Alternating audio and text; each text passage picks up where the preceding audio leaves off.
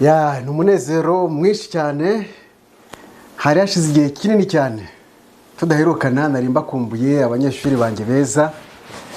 Nongeye gushimira Uwiteka rero wongeye kudufasha kugira ngo twongere kubonana muri aka kanya keza, kugira ngo tubashe gukomeza isomo ryacu twise inkomoko y'Abanyarwanda, ariko tukagenda tubonamo utuntu n'utundi. Mbere yuko dutangira rero nk'uko gahunda imeze, reka tubanze tweragize Uwiteka.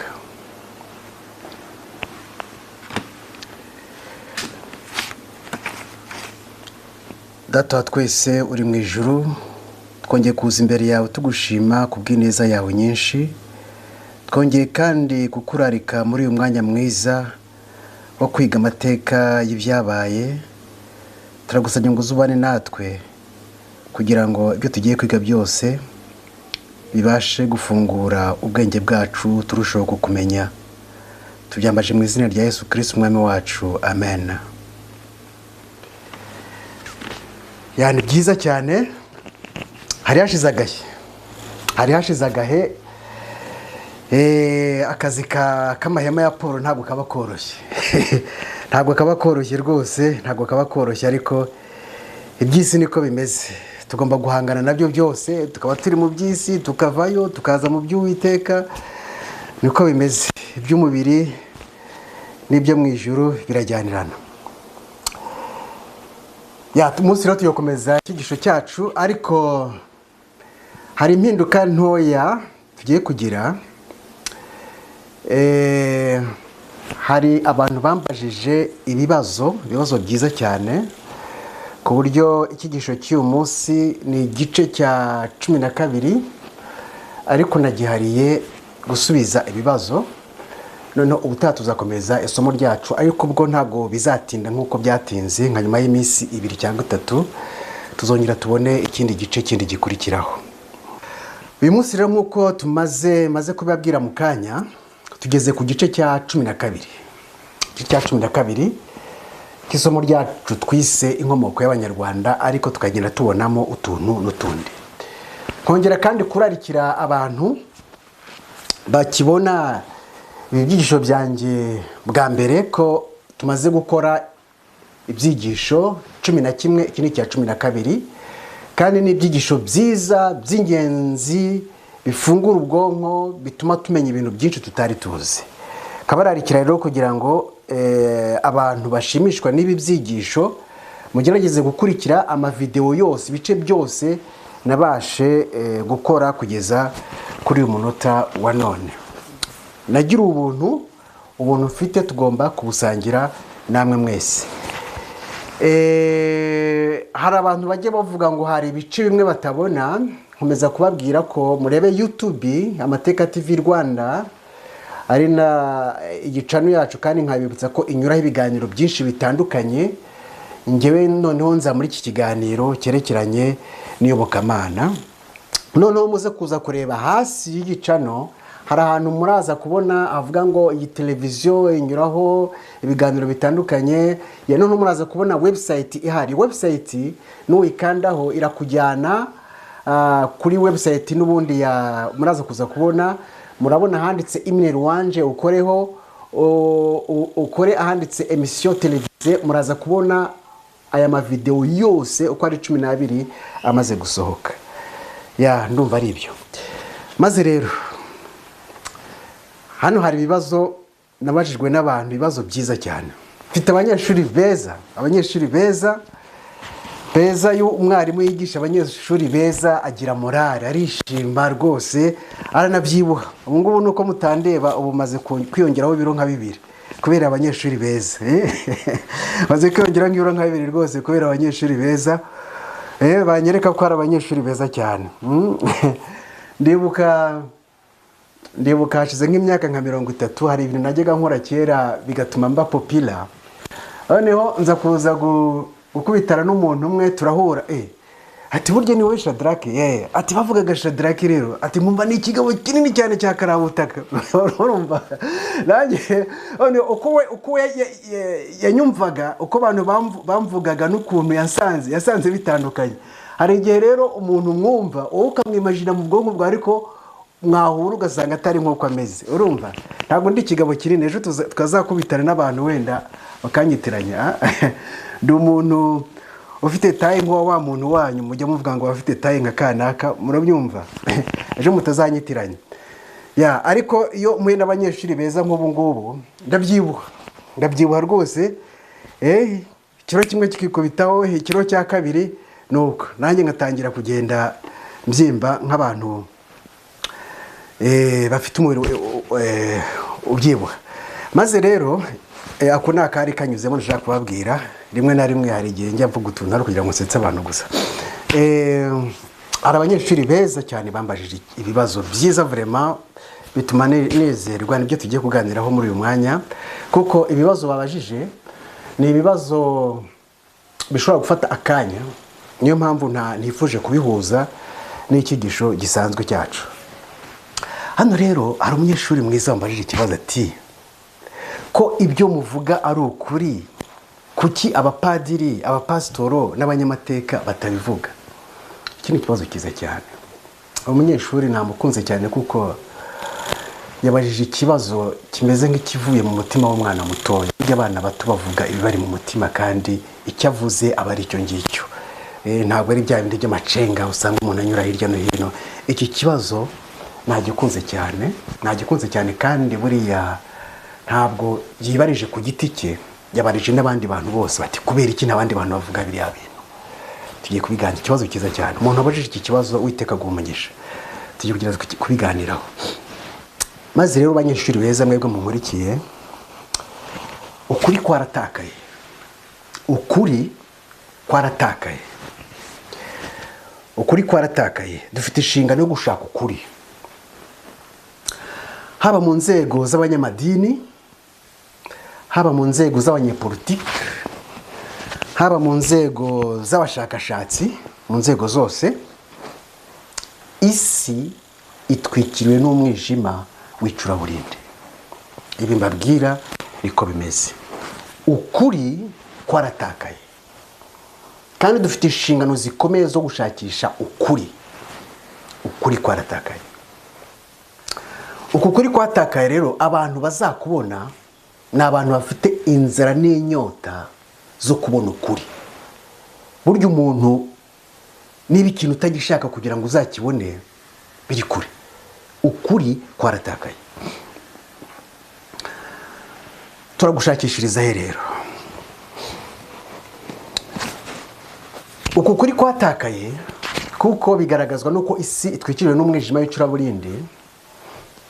Ahantu tugomba gukubona, tuzagusanga aho Uwiteka yakurindiye, kuko Uwiteka niwe murinzi w'ukuri.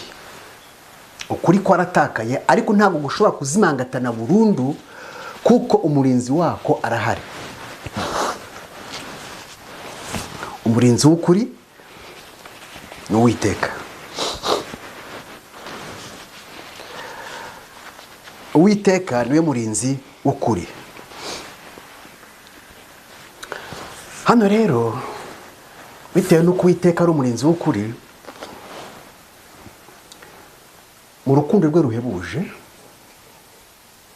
mu bwenge bwe bw'igitangaza, mu butabera bwe butagereranwa, iyo igihe kigeze gikwiriye, kwa kuri agushyira ahagaragara.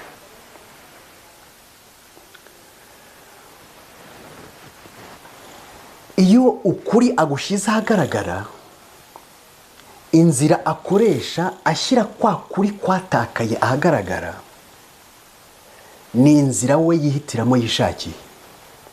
Kandi kenshi inzira yihitiramo ni inzira abantu basanzwe badatekereza. Niyo mpamvu ijambo ry'Imana rivuga ngo imitekerereze y'umwana w'umuntu n'imitekerereze y'Imana biratandukanye. Ntaho bihurira. Ukuri kwaratakaye, ariko kurarinzwe, kandi kurinzwe n'Uwiteka. Iyo igihe kigeze, kwa kuri Uwiteka gushyira ahagaragara akoresheje inzira ye we ubwe yishakiye. Reka mbaho urugero rufatika. buriya nta gishya kiriho, nta gishya kiriho kuva isi yabaho kugeza igihe izarangirira, nta gishya kiriho. Umwana w'umuntu ni umwe, imico y'umwana w'umuntu kuva umuntu yagwa ni imwe. Mu gihe cya Nowa, ari naho twita isi ya mbere, yari ituwe n'abantu batari munsi ya miliyari 5. Bari abantu benshi cyane, noneho ubwo Nowa yabagezagaho ukuri kwari kwaratakaye, nta muntu n'umwe wakwemeye. Ahubwo ikibazo ni iki ngiki nshaka kubabaza: kubera iki mu bantu bagera kuri miliyari 5 banarenga bariho mu gihe cya Nowa, nta muntu n'umwe wumvishe ukuri kwa Nowa? Kandi n'amateka yabaye, n'amateka y'ibintu byabayeho. Musubize icyo kibazo. Isi ituwe n'abantu bagera kuri miliyari 5 banarenga. Nowa abagezaho ukuri, nta muntu n'umwe wumvishe ukuri kwa Nowa, nta n'umwe. None se mumbwira ko Nowa atarafite abavandimwe, atarafite abaturanyi, atarafite ababyara, atarafite abantu bafitanye amasano mu miryango? Ariko nta n'umwe wamwumvishe, usibye n'abo ngabo babugufi n'abandi baturage bandi basanzwe bari w'icyo gihe. Mu gihe cya Nowa hari abantu b'abafilozofe bakomeye cyane, ufungutse mu bwonko kurusha n'iki gihe. Kuko bari bagifite amavadeni, kandi abantu b'abahanga cyane, kandi banamaraga n'imyaka myinshi. Abantu baramaga imyaka igera ku 1000. Kubera iki nta muntu n'umwe wigeze wumva ukuri kwatakaye kwari kugaragajwe na Nowa? Icyo ni ikibazo mugomba kwibaza. Noneho iyo wibaza ibintu nk'ibi, bikure mu gihe cya Nowa ubizane mu gihe cyacu, kuko nta gishya kiriho. Umwana w'umuntu ni umwe, imiterere yacu ni imwe. Icyo ni ikibazo mugomba kwibaza. Kubera iki mu gihe cya Nowa nta muntu n'umwe wumvishe ukuri kwe, akarinda yinjira mu nkuge ari wenyine n'abana be gusa, nta wundi muntu wundi? Icyo ni ikibazo mugomba kwibaza, mukabitekerezaho. Bizajya bibaha ibisubizo by'ibintu biri kubaho muri iki gihe cya none. Kuko nkuko mu isi ya mbere Uwiteka yazanye Nowa afite ukuri, ntimutekereze ko no muri iki gihe cyacu Uwiteka atabikora. Uwiteka niko akora. Icyo kintu tugomba kwibaza impamvu mu gihe cya Nowa yavuze ukuri, abapasiteri bariho ntibamwumve, abapadiri bariho ntibamwumve, abashehe bariho ntibamwumve. Koresheje iyi mvugo yacu kugira ngo mubyumve, kuko bo ntabwo bakoreshaga pasiteri, padiri, shehe, amazina ntabwo yabagaho. Ariko hari abayobozi b'amadini, nk'uko natwe dufite abayobozi b'amadini, barasengaga mu gihe cya Nowa. Ntimukibeshye ngo ntibasengaga, barasengaga mu gihe cya Nowa nk'uko natwe dusenga. Ariko se kubera iki nta n'umwe wumvishe ukuri kwari kwaratakaye Nowa yarashize ahagaragara? Icyo ni ikibazo. Wambajije iki kibazo, nawe ugerageze kwinjira mu mateka ya Nowa, nanjye umbwire impamvu abantu b'icyo gihe batigeze bakira ukuri kwa Nowa.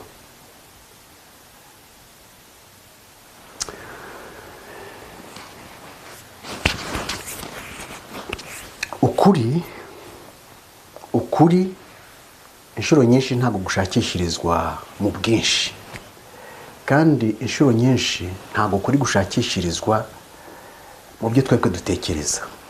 Buriya Nowa ntabwo bamwumvishije, kuko abantu b'icyo gihe ndetse n'ab'iki gihe bumva ko mu mitekerereze yacu ko ikintu kizima cyangwa se ukuri tugomba kugushakishiriza mu bishashagirana. Icyo ni ikibazo ikiremwa muntu gifite.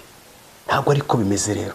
Icyo kintu nicyo cyatumye Nowa avuga ukuri kwatakaye, azana ukuri kwatakaye, ariko ukuri ntibakwakire. Nowa ntabwo yashashagiranaga.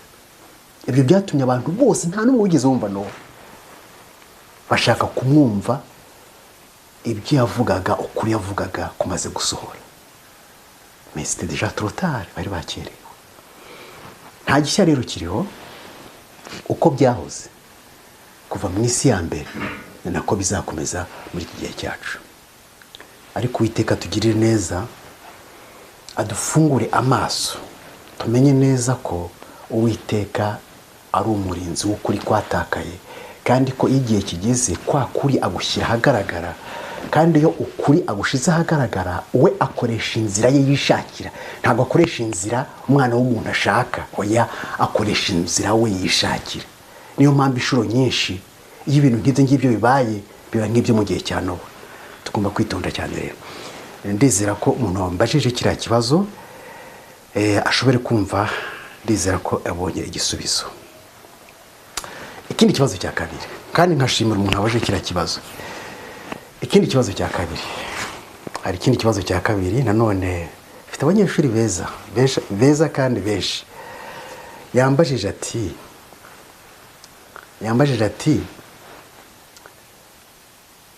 kuki Yesu tumwita Imana ntitumwite umwana w'Imana? Ko mbona ari byo byari bikwiye, kandi ko n'ubundi we yivugiye ati ngiye kwa data. Yaravuze ati ngiye kwa data kubategurira aho muzaba. None kuki tumwita Imana ntitumwite umwana w'Imana? Iki ni ikibazo cy'ingenzi, ni ikibazo cy'ingenzi, kandi ibisubizo by'ibi bibazo, hari ibibazo rero tugenda duhura nabyo. Hari ibintu twahishuriwe muri Bibiliya mu ijambo. Ubundi ibintu byose biri muri Bibiliya ni ibya muntu kuko twarabihishuriwe, ariko birababaza cyane kuko hari ibintu twahishuriwe noneho abantu ahubwo bagahindukira bakabigira ibihishwe. Icyo ni ikibazo gikomeye cyane. Ibi bintu byerekeranye n'Imana Data, Imana Umwana, Imana Umwuka Wera, usanga abantu barabifashe uko bitari. Babifashe uko bitari kuko ndizera ko ari naho uyu muntu yabashije iki kibazo. Turagerageza rero kubiganiraho. Abanyamadini bose ba Kristo bo ku isi, usanga tuvukira mu bintu, ibyo bintu twavukiyemo tubikuriramo tukabigenderamo, noneho bigahinduka ukuri. Byari n'ibinyoma ariko tukabifata nk'aho ari ukuri, bitewe n'uko ari ibintu twasanze ari nk'umuco, tubikuriramo gutyo. Ako niko kaga umwana w'umuntu afite, ku buryo iyo kwa kuri kwatakaye yo kuje, bigora cyane wa wundi wakuriye muri ibyo bintu akagira imyaka 30, 50, 60 kugira ngo kwa kuri kwatakaye kuri kujya hagaragara abashe kukwakira. Icyo nicyo kibazo umwana w'umuntu afite. Hano rero mwese munyumve neza, abanyeshuri banjye beza, mushimishwa n'iri somo. Munyumve neza kandi mujyaje kunkurikira neza, kuko ibintu ndabwira buri gihe ndababwira ibintu babwira, ntabwo ari njyewe nihimbira ku giti cyanjye. Ntabwo mpagarara imbere yanyu ngo nze kubabeshya, ahubwo mpagarara imbere yanyu kugira ngo ubuntu nagiriwe tubusangire. Kuko umuntu wagira ubuntu azabazwa. Niyo bya bindi Yesu yavuze ati wahawe amataranto aya nayo, undi agahambwa amataranto aya nayo, undi agahambwa amataranto, bazabazwa uburyo bayakoresheje. Niyo mpamvu umuntu wese ufite itaranto yahawe agomba kumenya itaranto yahawe, kandi akamenya kuri byaza umusaruro. Buri munsi nkunda kubabwira ko nagira ubuntu nagira tugomba kubusangira. Hano rero abakristo hafi ya bose ku isi yose hari ikintu tugenderamo cyitwa ubutatu butagatifu. Ubutatu butagatifu mu Gifaransa nibyo bita la Trinité cyangwa se la Sainte Trinité. Ibi bintu bita ubutatu butagatifu munyumve neza, kuko ibintu ngiye kubabwira bitewe nuko hari ibintu twakuriyemo. Ndibuka ndi n'akana gato, hari indirimbo twajyaga turirimbira ngo il y a des testaments l'ancien le nouveau ibintu nk'ibyo ngibyo. No, hari aho twageraga bakaririmba ngo il y a 3 personnes en Dieu, uruvuga ngo mu Mana hari ibizima bingahe? bitatu. Iri hame ry'ubutatu butagatifu munyumve neza, kuko mugerageze kunkurikira neza, kuko hari igihe bamwe bashobora kuba shoke bitewe n'ibintu bigishijwe. Ndagenda mbaha amareferanse y'ibintu byanditseho genda muri asa. Iri hame ry'ubutatu butagatifu, kuko wambajije ikibazo ibi ngibi niyo mvuga ubutatu butagatifu araza kubona igisubizo. Iri hame ry'ubutatu butagatifu ari byo bita la Sainte Trinité, abantu benshi ntabwo bazi icyo bishaka kuvuga. Mugomba kumenya ubutatu butagatifu, ririya hame, iriya doctrine ivuga iki, isobanura iki, mugomba kubimenya. Ihame ry'ubutatu butagatifu ntabwo rigaragara muri Bibiliya. Ni ukuvuga ngo la Sainte Trinité itandukanye, ubutatu butagatifu bitandukanye n'ariya magambo Yesu yavuze, ni uko mugende mubatize abari mu isi yose mu izina rya Data wa twese n'Umwana n'Umwuka Wera. Biratandukanye, ntaho bihuriye. Nitwe ngiye kubereka. Noneho rero abantu bumva igifaransa ndetse n'icyongereza nabyo munaza kuza kubibona. Ngiye kubaha amagambo ari mu gifaransa, ngiye kuyashyira hano ku kibaho. Abumva igifaransa, kuko ngenda mvanga indimi kugira ngo abantu bazumva barusheho kumva neza. Noneho muze kuza gusoma amagambo ngiye kuba hariya, na referanse yaho nayakuye arahari, ndetse n'ahaba no muri za encyclopédie mu madictionnaire ni bimwe, byose ni bimwe mu dictionnaire byose murabisanga bisobanura ibintu bimwe ni kimwe. Ubwo rero abumva igifaransa reka bashyire ku kibaho, muze kuza kubisoma neza mwitonze, noneho kugira ngo muze kumva neza ibyo ndumvuga. Ririya jambo ubutatu butagatifu mu gifaransa nibyo bita la Sainte Trinité, ubutatu butagatifu. Iri jambo rero rishaka kuvuga iki rero? Ririya jambo ryahimbwe n'umunyafurika wari utuye aho bita Carthage, ni muri Tunisia yo mu ngubu. Yabayeho hagati y'imyaka 150 gutyo n'itanu, yapfuye muri 220 nyuma ya Yesu Kristo. Uwo mugabo yitwa Tertullien. Uyu mugabo niwe wazanye ririya hame bita ubutatu butagatifu. Mujye mukora ubushakashatsi, murabyumva? Mujye mukora ubushakashatsi mumenye imvu n'imvano z'ibintu byose. Niba mukurikira ibintu, niba mukora ibintu, ntimugende mu mwijima. Urumva? Ni byiza gukora ubushakashatsi. Ntabwo ari byiza kuvuga ngo ngo navukiye mu idini rya data na mama ibintu bimeze gutya batwigishije ubu ni ibyo nyine. Oya, ni ukuvuga ngo tugomba kwiga buri gihe kugira ngo turusheho gusobanukirwa ibintu uko bimeze. Ntabwo ndi kubigisha kubakura mu madini, ahubwo ndi kubigisha kugira ngo ibyo tugendera mu madini tujye tumenya imvo n'imvano zabyo. Uyu mugabo rero w'umunyafurika wavukiye muri Tunisia y'ubu ngubu witwa Tertullien, niwe washyizeho ihame bita la Sainte Trinité, ari byo mu Kinyarwanda twita ubutatu butagatifu. Mugende mu bitabo murabisanga, byo ndi kubabwira murabisanga. Noneho rero abantu batazi ubutatu butagatifu icyo bishaka gusobanura, ngibi icyo bishaka kuvuga. Ubutatu butagatifu ni formule mathématique, ni formule y'imibare. Ndanabishyira ku kibaho murabibona. Ubutatu butagatifu ni ukuvuga ngo Imana Data uyiteranijeho Imana Umwana, ukongera ugateranyaho Imana Roho Mutagatifu cyangwa se Imana Mwuka Wera, bibyara cyangwa se bingana Imana imwe rukumbi. Ngubwo ubutatu butagatifu.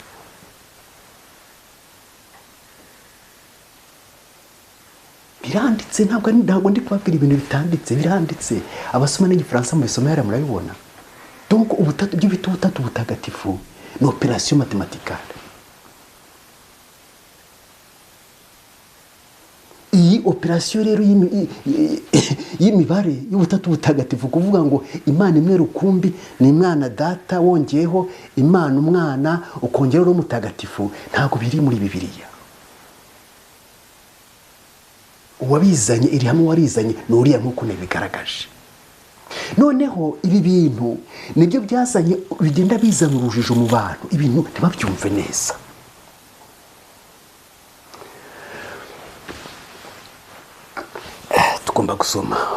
tugomba gusoma tukiga tugakora ubushakashatsi, kandi nizajya tubikora igihe duherekejwe n'umwuka wera, azajya adusobanurira ibyo tutazi. Ku buryo nsaba abanyeshuri beza mugerageze kunkurikira kugira ngo mwumve neza icyo ijambo ry'Uwiteka rivuga. Nibyo maze kubabwira rero, iri hame ry'ubutatu butagatifu rivuga ngo Imana Data wongeyeho Imana Umwana ukongeraho Imana Umwuka Wera bingana n'Imana imwe rukumbi, binyuranije na Bibiliya. Ntabwo ari byo Bibiliya ivuga. Ibi nibyo bigenda bitera urujijo mu bantu. Umuntu yambajije ikibazo, burya kenshi iyo uzi ibintu kandi umuntu akakubaza ikintu nk'iki ugaceceka, hari igihe wazabibazwa kera. Niyo mpamvu byabaye ngombwa ko tubiganiraho kugira ngo turusheho gusobanukirwa neza ibyo ari byo. Yesu ati mugende mubatize abantu bose mu izina rya Data wa twese n'iry'Umwana n'iry'Umwuka Wera. Ibi rero nibyo tugiye kureba hamwe icyo bishaka kuvuga. Data wa twese ni iki? Bivuga iki? Dusanga amagambo ya Yesu, mugende mubatize abatuye isi mu izina rya Data wa twese n'iry'Umwana n'iry'Umwuka Wera. Ubutatu butagatifu maje kubasobanurira icyo ari cyo. Ni Imana Data wongeyeho Imana Umwana wongeyeho Roho Mutagatifu cyangwa se Imana Mwuka Wera. Noneho icyo giteranyo cy'ibyo bintu bitatu nicyo kibyara Imana imwe rukumbi. Iyo ni formule y'imibare. Urumva, ni formule y'imibare twahawe n'umugabo witwa Tertullian. Ayo niyo mateka, iyo niyo mvano y'ibintu mugomba kubimenya. Source y'ibintu origine mugomba kuyimenya. Noneho uyu mugabo Tertullian hano bwagarukiye aho, ahubwo yarongera avuga ngo izo iriya Mana Data n'Imana Umwana na Roho Mutagatifu ngo birangana, iri so ego ngo birangana. Turaza kureba niba bingana koko. Noneho rero reka noneho turebe Bibiliya ivuga iki rero. Umuntu wambajije ikibazo muri kire neza, n'abandi nabo bashobora kuba bafite ibibazo nk'ibi ngibi. Reka duhere kuri Data wa twese cyangwa se Imana Data. Reka turebe noneho Imana Data, Data wa twese. Iyo dusomye mu rwa mbere rw'Abakorinto 8:6 kugeza 7, hari igisubizo cy'icyo kibazo. Haravuga harya ati, hariho Imana imwe ariyo Data wa twese, ikomokwaho na byose, ariyo natwe dukesha byose, kandi hariho Umwami umwe ari we Yesu Kristo ubeshaho byose, natwe akatubeshaho. Muri iri somo igisubizo ngicyo rero. Ntago Imana imwe rukumbi ari igiteranyo cy'Imana eshatu: Imana Data, Imana Umwana, Roho Mutagatifu. Ntabwo ariko bimeze. Murabyumva? Imana imwe rukumbi Bibiliya ivuga, c'est Dieu le Père. Dieu le Père, Imana Data niyo Mana imwe rukumbi. Noneho hariya ni mu rwa mbere rw'Abakorinto 8:6-7. Reka dusome irindi somo. Ikibazo rero kiriho, ibintu byoroshye cyane n'umwana w'imyaka 5 yakumva. Abantu babigize ibintu biri philosophique, hari ibintu biri theologique ku buryo umuntu akajya ahubwo hari naho bagira bakavuga ngo yewe ubutatu butagatifu ngo namayobera birenze ubwenge bwacu. Amayobera gute biri muri Bibiliya? Kandi dufite inshingano zo gusobanukirwa ibyanditswe muri Bibiliya. Ibyo twahishuriwe tugomba kubimenya, ibyo tutahishuriwe twe kubijyamo kuko tutabihawe, ariko ibyo twahishuriwe tubimenye. Tambaye irindi somo rya kabiri, Abefeso 4:5. Hariho Imana imwe ariyo Data wa twese, udusumba twese, uri hagati yacu twese kandi turimo twese. murabyumva? iri ni isomo rya kabiri. ni ukuvuga ngo imana imwe rukumbi ivugwa c'est Dieu le Père, ni Imana Data. iyo niyo mana imwe rukumbi, ntabwo ari igiteranyo cy'imana eshatu. imana matematike ntabwo ari byo. reka mbarinde isomo rya gatatu. urwa mbere rwa Timoteyo igice cya 2:5-6 haravuga ngo kuko hariho imana imwe kandi hariho umuhuza umwe w'imana n'abantu. umuhuza ni ndetse ni Yesu Kristo. imana imwe hano ni iki? ni Dieu le Père, Imana Data, nk'uko twabibonye. nawe uyu muhuza w'abantu ngo nawe ni umuntu, ari we Yesu Kristo witangiye kuba incungu ya bose. ibi bintu twirwe tubitindaho. n'umwana w'imyaka 5 arabyumva. reka twikomereze. muri make ni ukuvuga ngo imana imwe rukumbi ni Imana Data, se wa Yesu, Dieu le Père. uriya wavuze ngo uyu ni umwana wanjye nkunda nkagira gute, nkamwishimira. abivuga cya Yesu yabatizwaga, uyu ni umwana wanjye nkunda nkamwishimira. uwavuze mu magambo niwe Imana imwe rukumbi. uriya nanone ari amagambo yanditswe muri Yohana 3:10 havuga ngo kuko Imana yakunze abari mu isi cyane byatumye itanga umwana wayo w'ikinege kugira ngo abizira bese batarimbuka guhabwa ubugingo buhoraho. iyo Mana yatanze umwana wayo w'ikinege, iyo niyo Mana imwe rukumbi. barabyumva? ni ibintu biri very clear, ni ibintu bigaragara biri mu ijambo ry'Imana. muhagarika gufata abantu baza gufata ibintu byoroshye bakabigira ibintu bya filozofi. ntabwo ari byo. ni ibintu twayishuriwe. nta mayobera amatagatifu arimo. imana imwe rukumbi ni Dieu le Père, Imana Data. ibi ndumva byumvikanye kuko amasomo ari kubyerekana. noneho rero tugere kuri Yesu Kristo. Yesu Kristo, mufunguke amaso tujyanirane, kuko umuntu abajije ikibazo ntabwo yakibajije ku giti cye wenyine. hari n'abandi bantu bafite confusion, urujijo nkawe. mbese Yesu Kristo afite ubumana muri we? icyo ni ikibazo. nababwiye ko nkomeza gukoresha ijambo Imana kuko niryo tumenyereye. urumva nubwo igihe kizagera umucyo mukawubona wose nk'uko umeze. kuko abanyarwanda bafitanye isano n'abayuda bari mu Egiputa. amagambo bakoreshaga mu Egiputa n'abanyarwanda bakoresha n'abarundi nitwe twonyine tuyakoresha ku isi yose. abayuda mu Egiputa bari kumwe na Yeremiya, igihe ubasha basengaga bakitaga Imana. natwe abanyarwanda tukita Imana. bese urambwira ngo ni ibintu byahuriranye? hari ibimenyetso byinshi tuzagenda tureba, tubona isano iri hagati yacu na bari abantu bari mu Egiputa bari kumwe na Yeremiya. kandi nababwiye ko batigeze basubirayo, baramanutse. hano rero ikibazo ni iki? Yesu afite umwana muri we? mu isanzure hari ibyiciro bitatu by'ibizima bifite ubwenge twayishuriye twebwe abantu. wenda hari n'ibindi, ariko ibyo bindi bizima bindi byo ntabyo tuzi. reka twebwe twirere ibyo tuzi. icyiciro cya mbere cy'ibizima bifite ubwenge, icyiciro cya mbere dusangamo Imana. icyiciro cya kabiri dusangamo abamarayika.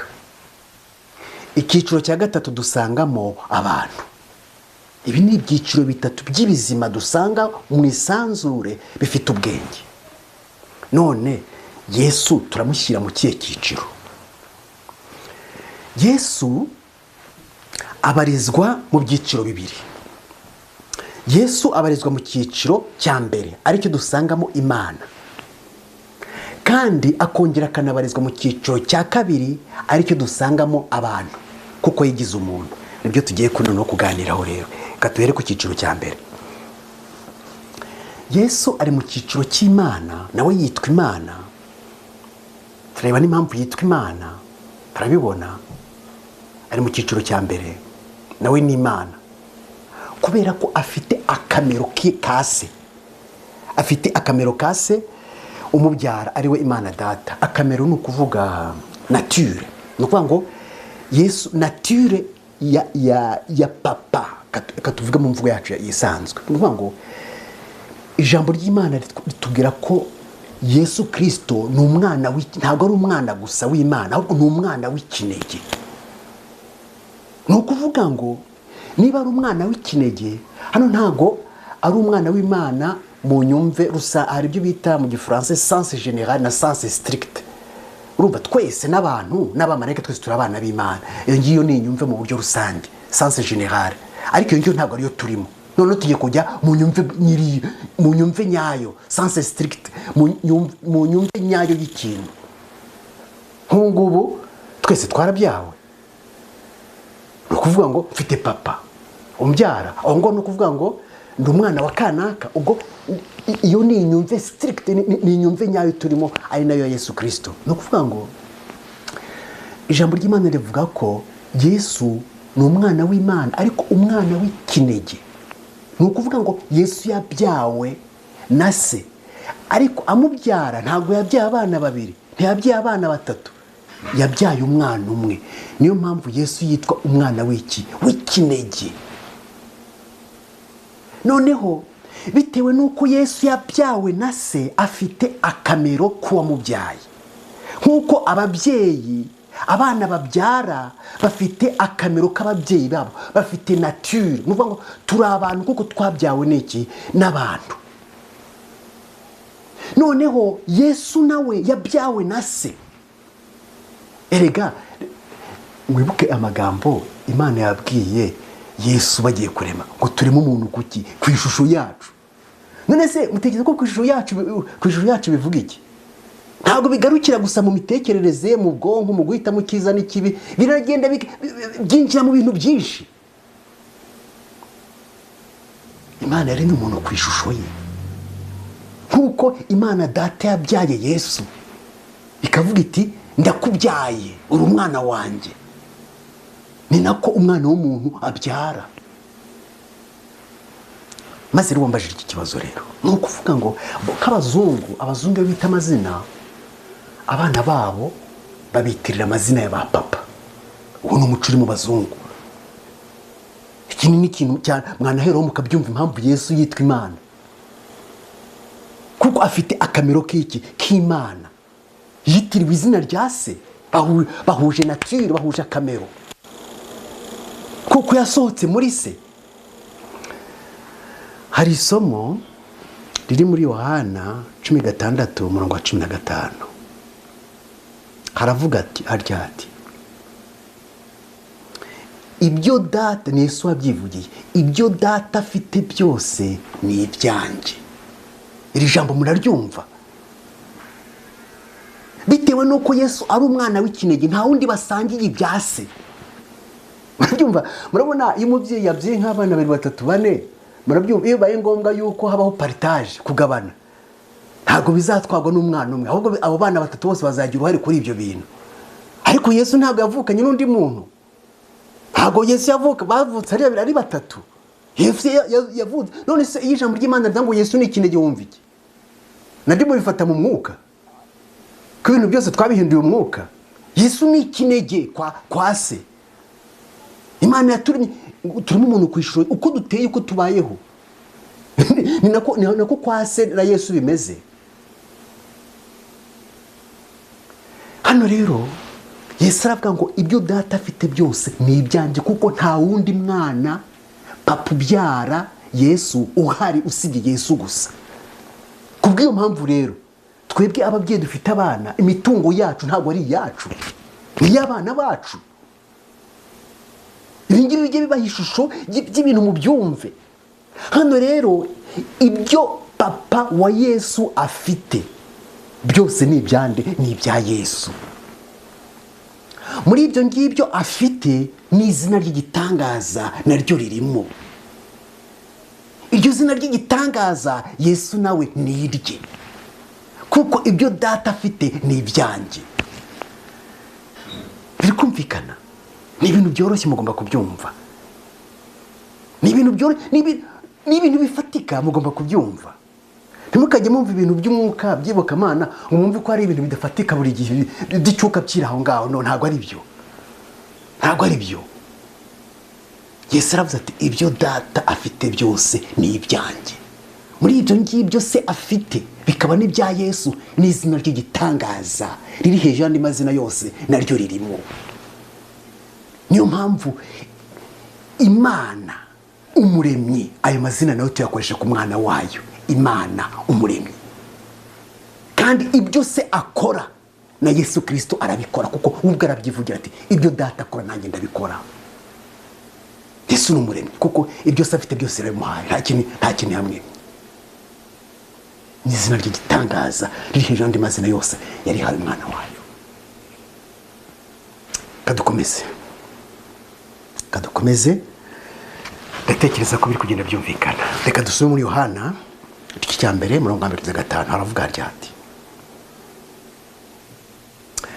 mbere na mbere hariho Jambo, Jambo yahoranye n'Imana, kandi Jambo yari Imana. Uwo yahoranye n'Imana mbere na mbere. Ibintu byose niwe wabiremye, ndetse mu byaremwe byose nta na kimwe kitaremwe nawe. Amen. Uyu Jambo ni Yesu Kristo. Ijambo ry'Imana ribihamye rivuga ko ari Imana. Maze rero ababazaga ikibazo bati Yesu turamushyira mu ki? Yesu ni Imana, kuko ibyase byose nibye, n'izina rya se naryo ririmo. Kandi afite akamero k'iki kasi, afite nature ya se, koko yabyawe na se. Ibi ni ibintu byoroshye twagombye kubyumva, nta mayobera arimo.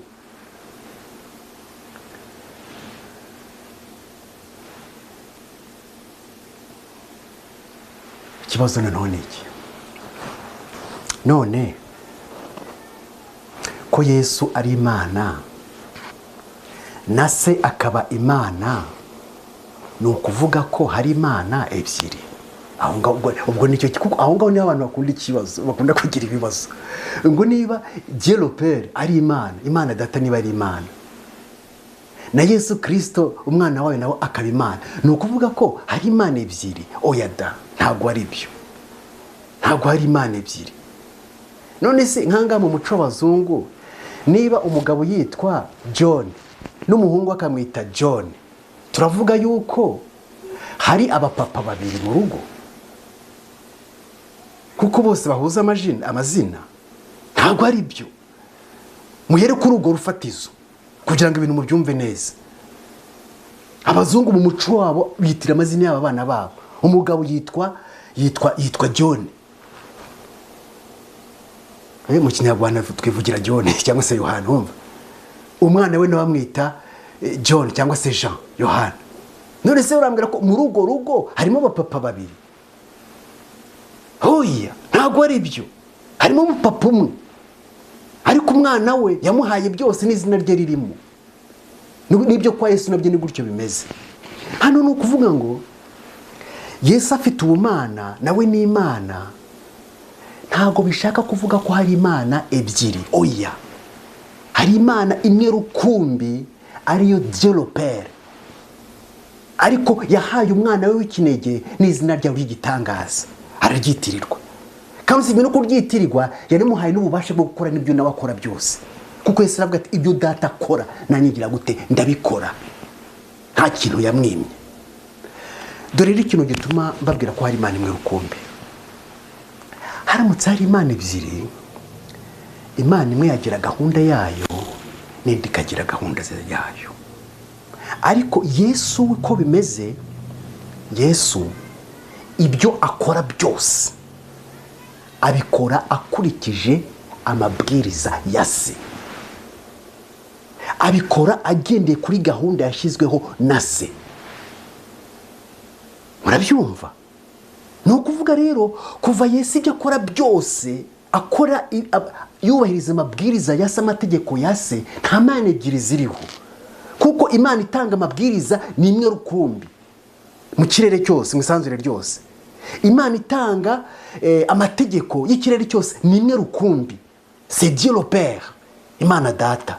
Noneho Yesu ibyo akora yubahiriza ibya se, kandi nawe arabivuga,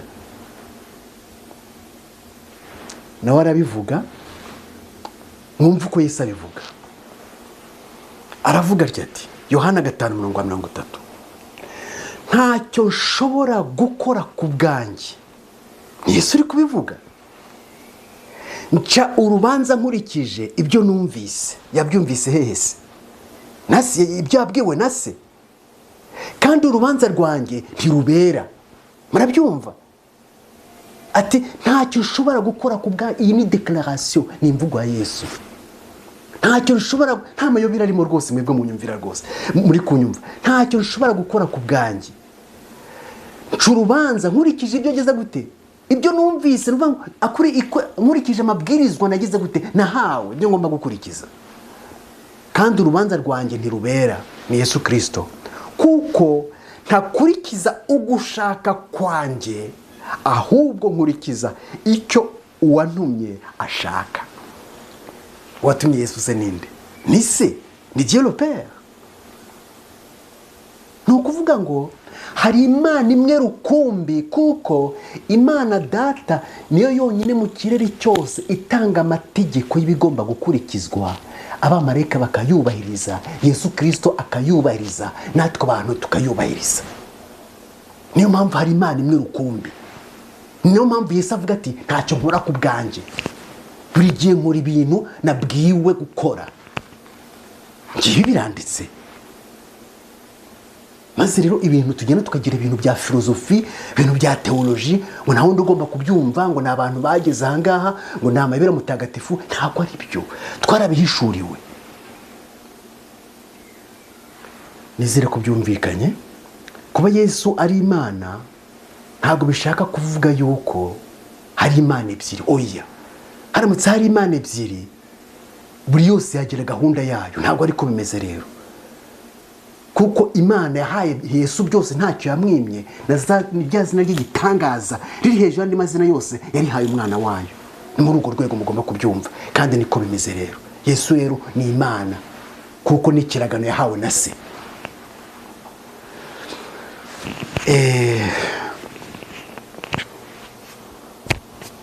Uriya mugabo witwa Tertullian washizeho ubutatu butagatifu, yarongera avuga ngo Yesu na se barangana, hamwe n'umwuka wera ngo barangana.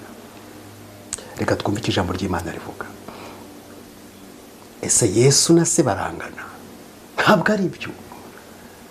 Umwana ntangana na se, kandi ijambo ry'Imana rirabihamya. Ibi ni ibintu buri wese agomba kumva.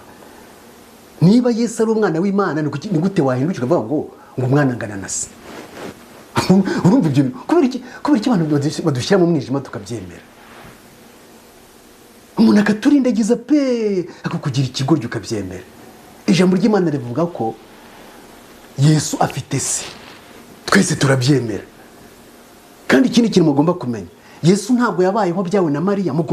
Hari abantu bazi ko Yesu yabayeho byawe na Mariya. Reka da, Yesu atarabyarwa na Mariya, yabaga mu ijuru ari kumwe na se. Habaye ikintu cyo kwihindura umuntu, aribyo bita incarnation. Murabyumva? Ni gutyo bimeze. Hano rero ntago Yesu angana na se, nkuko umwana atangana na se, na Yesu nawe niko bimeze. Nta gihishwe kirimo, nta cyo guca amabere kirimo. Ibyo ni byo kukuri, ibyo niko kuri muri Bibiliya. Reka tubibone muri Bibiliya. Hariho n'abantu badasoma Bibiliya kavuga ibintu nk'ibi ntibabyumve. Ubwa mbere rw'Abakorinto 10:3 haravuga arya hati, ibi ni ibintu tugomba kumenya, tukajya dusenga Imana tuyizi. Niko bimeze. Imana tuyambaze, tuyisenge, tuyiramye, tuyikunde, tuyizi, tuzi ibyayo, tuzi iby'umuryango wayo uko uteye. Murabyumva? Iki ni ikibazo cyiza. Ubajije iki kibazo, Imana imuha umugisha. Yabarije abantu bose. Reka rero dusome mu rwa mbere rw'Abakorinto 11:3 hari tuvuga harya hati, ndashaka yuko mumenya ko umutwe w'umugabo wese ari Kristo. Iyo bavuze umutwe hano ni ukuvuga chef.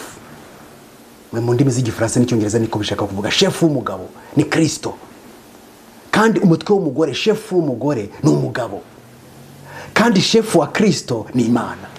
None se ikintu mushaka niki? Abandi bavuga ngo Imana ngo na se barangana, ibyo bintu babikure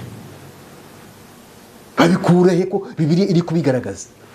Ni ukuvuga ngo mu rugo muri iki gihe cya none hari abagore cyangwa n'abandi bantu bavuga ngo umugabo angana n'umuntu. Ntabwo umugabo angana n'umugore mu rugo. Murabyumva?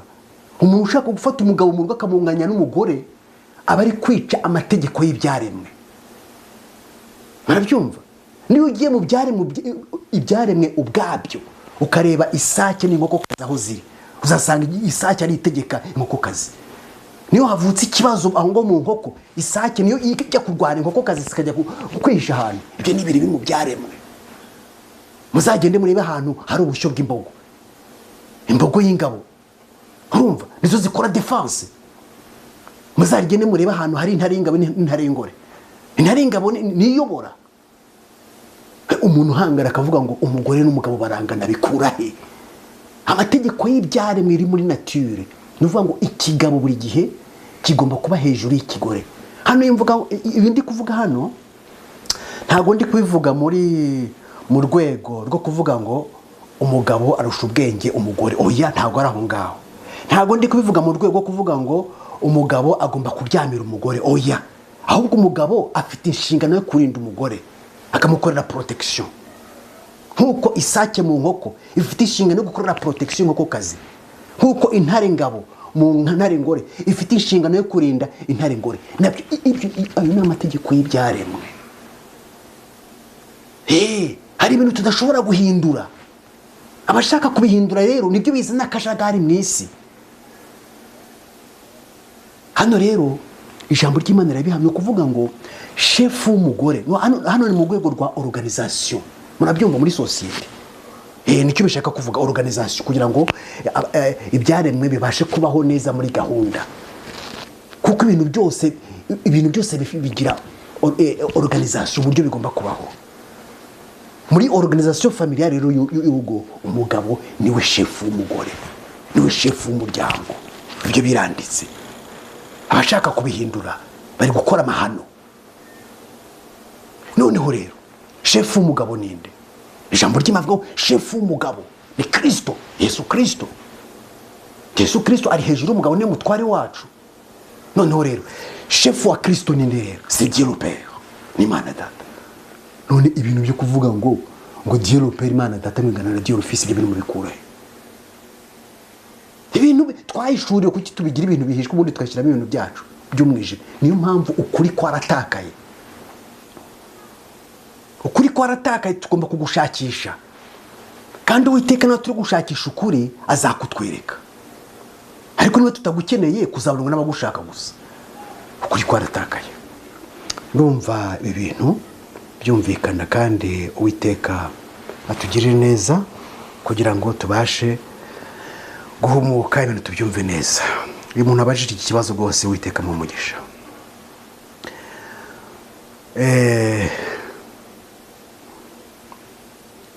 Hano rero hari irindi somo ifuza ko, nkuko nababwiye ubushize, buriya muri Bibiliya hari utuntu tw'udukosa twinshi cyane, kandi abagiye bakurikira ibyigisho byanjye nagiye mbibereka ubushize naberetse ahantu aho kuvuga ngo Salomo ni umwirabura baravuga ngo Salomo ni umuzungu. Murabyumva ibyo bintu? Murabyumva? Narabiberetse. Urumva? Ariko bitewe nuko nk'ubu Abanyarwanda verisiyo dufitiye Bibiliya usibye Bibiliya ntagatifu n'iriya yindi y'Ikinyarwanda, nizo verisiyo gusa dufite. Ariko abantu mushaka kumenya, hari amaverisiyo menshi arenga ibihumbi n'ibihumbagiza. Iyo ushaka kumenya ukuri ntabwo usoma verisiyo imwe, kuko hari abantu bamwe bagenda bakora burya satani muzi ahantu yibanda cyane, yibanda ahantu abona abantu bagomba kubona ukuri, yinjiramo bikabatangaza. Rero ubonye mu bantu bakora biriya bintu byo guhindura, bikora ibintu bya translation, habamo abamarayika ba Satani n'intumwa ze. Ahantu bagombye gushyira ijambo umukara bakashyira umweru, n'amahano. Narabiberetse ubushize. niyo mpamvu gusoma verisiyo imwe nk'abantu bagize amahirwe kumenya indimi mujye mugenda gusoma amaverisiyo menshi. Twizere ko hari igihe kizagera no mu kinyarwanda bagakora n'amaverisiyo menshi cyane atandukanye. Hari isomo rushaka kwasomera hano riri mu Bakolosayi igice cya 14:17 naryo ni ryiza koko naho hari utuntu twanditswe nabi muri verisiyo y'ikinyarwanda tutari twiza tutari two mugomba kumenya, ndetse no muri Louisego no muri King James version harimo utuntu tw'utukosa turimo. Hari indi version nziza ariyo nshaka kubaha kugira ngo ibintu mu byumve neza uko bimeze. Mwumve rero, haravuga harya bati, ndabishyira ku kibaho, niwe waducunguje amaraso ye ngo tubone kubabarirwa ibyaha byacu. Ni nawe shusho y'Imana itaboneka, niwe mfura mu byaremwe byose, kuko muri we arimo byose byaremewe, ariko ibyo mu ijuru cyangwa ibyo mu isi, iboneka n'ibitaboneka, intebe z'ubwami n'ubwami bwose n'ubutware bwose n'ubushobozi bwose, niwe wabiremye byose, kandi rero ni nawe byaremewe, yabanjirije byose kandi byose beshwaho nawe. Hano ni Yesu Kristo bari kuvuga. Hano ikintu ushaka kugarukaho ni ririya jambo rivuga ngo niwe mfura mu byaremwe. Hari indi verisiyo burya iyi Bibiliya yacu yakuwe mu byanditse byera by'Abayuda. Ibyo mugomba kubimenya. Ni ukuvuga ngo iyi Bibiliya by'umwihariko isezerano rya kera, urumva, ryakuwe mu byera by'Abayuda, mu byanditswe byera by'Abayuda. Noneho ni mu isezerano rishya, isezerano rishya naryo buriya ryagiye ryandikwa n'Abayuda bagiye bihana, harimo bariya ba Paulo n'abakibi gutyo. Noneho ngiye kubaha verisiyo bita Complete Jewish Bible, mwumva ukuntu imeze, ari nayo dusa nkaho twagiye dukuramo ibintu. Hari bavuga ngo Yesu ni mfura mu byaremwe. Muri Complete Jewish Bible haravuga ngo he is supreme over all creation. No mu Gifaransa ngo il est suprême sur toute la création. No ngo aya niyo magambo avugitse neza. No ngo Yesu ari hejuru y'ibyaremwe byose, kandi ibyaremwe byose byaremwe nande nawe. Aya magambo avugitse neza, niyo nyayo kuruta yavuga ngo Yesu ni mfura mu byagize gute mu byaremwe. Mujye musoma za verisiyo zitandukanye. Ndumva kugerekeranye ya noneho turangije kategori ya mbere. Tumaze kubona kategori ya mbere Yesu abarizwamo, Yesu ni Imana.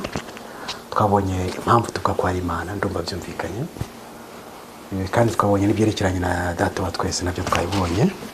Noneho kategori ya kabiri Yesu abarizwamo, Yesu n'umwana w'umuntu, cyangwa se icyiciro cya kabiri abarizwamo, Yesu nawe ni umuntu. Ibyo ntabwo mbitinda byo murabizi, kuko mbere yuko aba umuntu yari Imana mu ijuru, noneho haba ikintu bita incarnation, kwihindura umuntu. Nibwo Yesu noneho yavukiye kwa Mariya, avuka nk'uko tuvuka. Yesu rero ni umuntu. Yesu ni umuntu, ni ukuvuga ngo buriya umuntu yambaye azanakomeza no kubwambara iteka ryose. Urumva, iryo ni ishema rya muntu tugomba kumenya. Hari abantu rero bamwe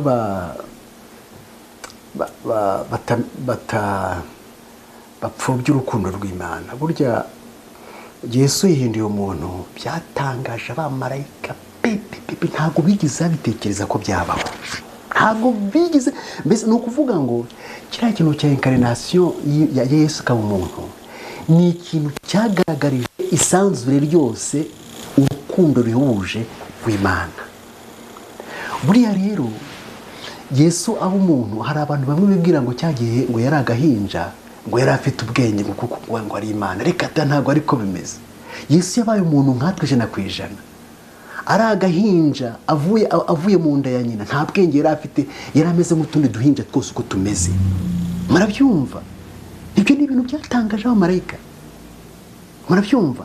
Yesu yagize imibereho ya cyana, nk'uko umwana nyine umusanga ari guteta kwa nyina, Yesu nawe yatese kwa mama we. Nk'uko tuba, mbese ni ukuvuga ngo nk'uko umuntu abaho ni nako Yesu yabayeho. Nk'uko umuntu aba iki kikagira ubwenge bwe bugafunguka akaba umuntu ageze mu kigero runaka, na Yesu niko byagenze. Murabyumva? kiriya rero ni ikintu gikomeye cyane cyatangaje Imana. Ni ukuvuga ngo biriya Imana yabikoreye kirere, kuko hari ibirego bikomeye Satani yagiye arega Imana n'ubu ngubu agikomeza kumurega. Barabyumva? Mu birego bya mbere amurega ni ukuvuga ngo amategeko y'Imana ntabwo atunganye, ibyo akora byose nta rukundo rurimo. Hano rero uru rubanza rukomeye hagati ya Satani n'Imana, Imana ntabwo igomba kurukemurisha imbaraga. Iyo ishaka iba yararimbiye Satani pe ako kanya, ariko ntabwo ari kubikemuye ikibazo, kuko abari ko basigaye bari guseba bati nyamara wa mumarayika yarimbuye yari mukuri, tugasigara twubaha Imana mu bwoba. Ariko nukuvuga ngo ibirego Satani arega Imana byose Imana iri kubikemurisha nayo mu nzira zigaragara twese turebesha amaso. Nukuvuga ngo abamarayika bo mu ijuru bose barangije kubona ko Satani yayobye. Natwe abantu turabizi, tuzi ko Satani ari umugome. Iki gihe cyose rero ni igihe cyo kwerekana urukundo rw'Imana n'ububi bwa Satani. Hano rero Yesu yabaye umuntu 100%.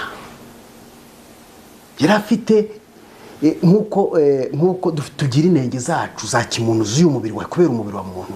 Izo ntenge Yesu nawe nizo yakuriyemo. Ariko turashima Uwiteka kuko atigeze akora icyaha nkuko twebwe dukora icyaha, kubera ko matara n'Umwuka Wera yabashe kubaho ari umuziranenge. Bishaka kuvuga ngo natwe twomatanye n'Umwuka Wera turabasha kubaho rwose tunesha icyaha. N'urugero rwiza Imana yaduhaye. Yesu rero ni umuntu bitewe nuko yigize umuntu. Ndangiza rero katurangirize ku Mwuka Wera kugira ngo ejo hatazagira undi muntu nawe ubaza ikibazo. Umwuka Wera ari mu cyiciro cya mbere. Umwuka Wera ari mu cyiciro cya mbere, cya kindi dusangamo Imana. Umwuka Wera nawe twumva uwo ari we rero. Ibisubizo byose bimujyanitswe imbere. Umwuka Wera ari mu cyiciro cya mbere n'Imana. Umwuka Wera ni Imana Data mu mwuka, ni Imana Umwana mu mwuka. Uyu niwe Mwuka Wera. Kadusoma amagambo ari muri Matayo 3:16 kugeza 17. Yesu amaze kubatizwa ahita ava mu mazi. Muri ako kanya ijuru rirakinguka, abona Umwuka w'Imana amumanukiraho asa n'inuma. Umwuka w'Imana, Umwuka w'Imana, l'Esprit de Dieu asa n'inuma.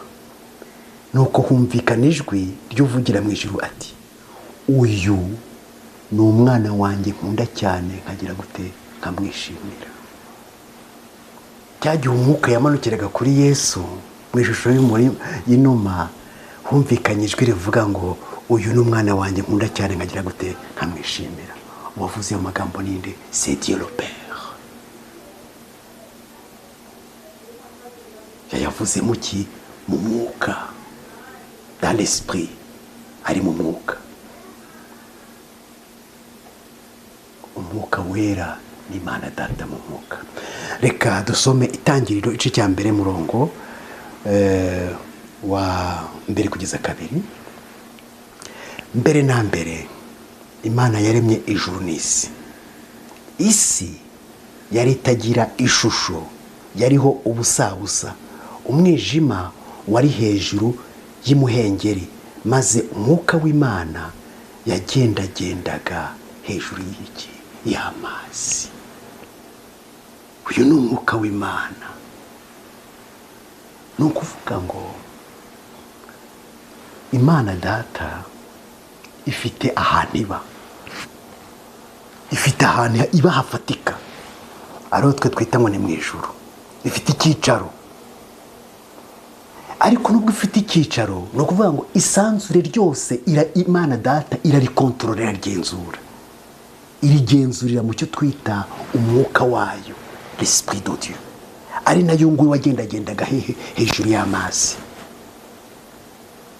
Ni ukuvuga ngo ikintu ubwenge bwacu budabasha kwiyumvisha ni akamero k'umwuka w'Imana, ari nawe ugenzura ikirere cyose. Imana data igenzura ikirere cyose inyuze muri kiriya cyitwa umwuka wera cyangwa se umwuka w'Imana. Hano hari amayobera ari hejuru y'ubwenge bwacu kugira ngo twiyumvishe umwuka wera ariyo mbaraga y'Imana igenzura n'ibyaremwe byose. Hano rero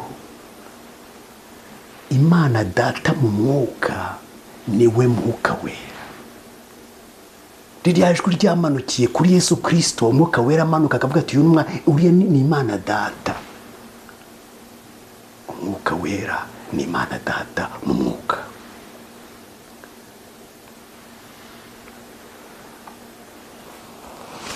Ikindi noneho rero, umwuka wera ni Imana umwana mu mwuka.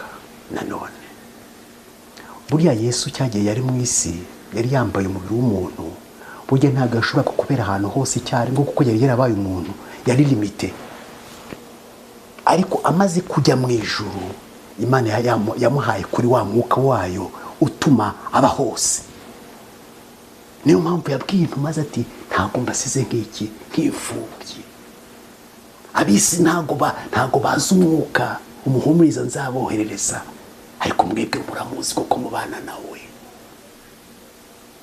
Yesu yabibwiye intumwa, ngiye kubasomera mu kanya. Yaravuga ati muhumure kuko intumwa zari zifite agahinda, zimaze kumenya ko Yesu Kristo agiye kuza, agiye kugenda. Mu kuzihumuriza arababwira ati muhumure inshuti zanjye, ntabwo mbasize nk'imfubyi.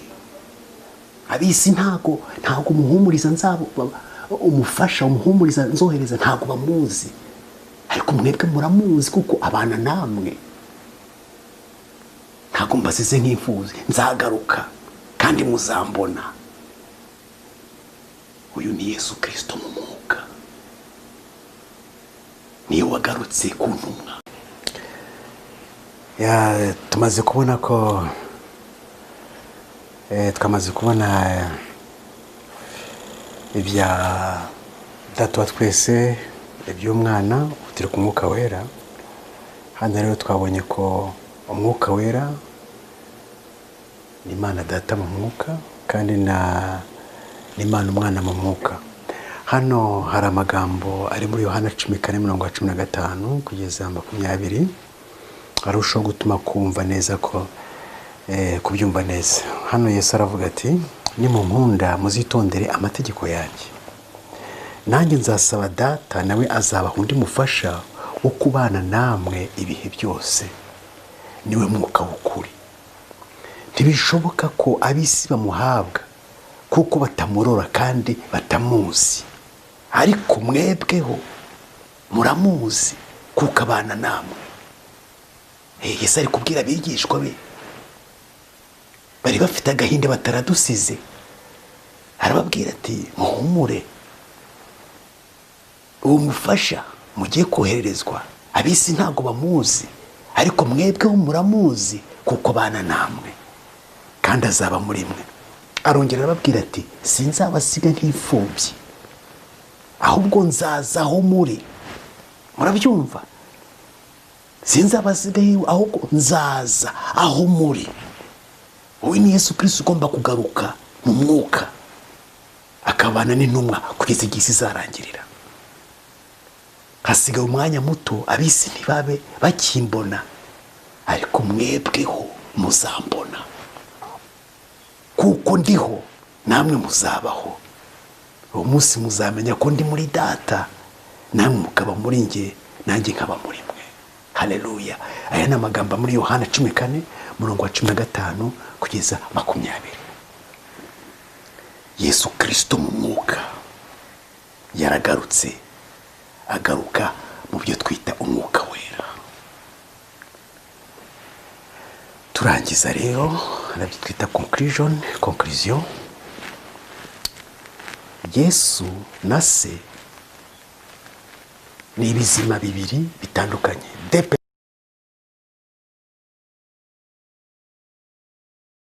personnes distinctes.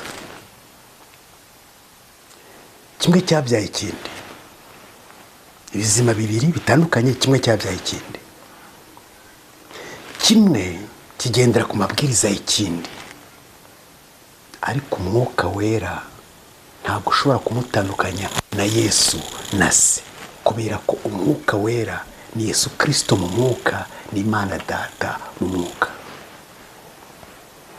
Isanzure ryose ririnzwe n'Imana ikoresheje umwuka wayo, ari wo mwuka wera. Imiterere y'umwuka wera irenze imyumvire y'ubwenge bwa muntu.